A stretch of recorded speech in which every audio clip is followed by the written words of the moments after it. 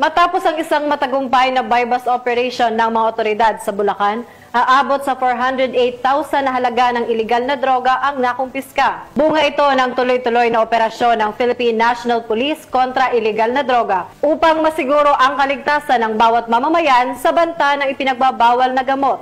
Narito ang detalye ng report mula kay Patrolwoman Pearl Cristalin Javier. Napasakamay ng San Jose del Monte City Police Station ang isang high-value individual sa kinasang buy-bust operation sa Barangay Bagong Buhay 3, lungsod ng San Jose del Monte, Bulacan.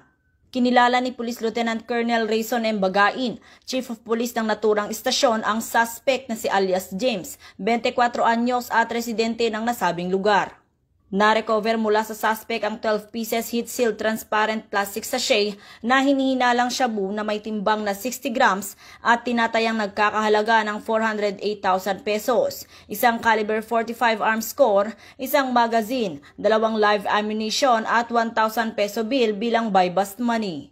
Nahaharap ang suspect sa kasong paglabag sa Article 2, Section 5 and 11 ng RA 9165 o Comprehensive Dangerous Drugs Act of 2002 at RA 10591 o ang Illegal Possession of Firearms and Ammunition Act. Patuloy ang Bulacan PNP sa pamumuno ni Police Colonel Angel L. Garciliano, Provincial Director ng Bulacan Police Provincial Office, sa mas pinaigting na mga operasyon laban sa ilegal na droga at iba pang uri ng kriminalidad upang mapanatili ang kapayapaan at kaligtasan ng buong komunidad.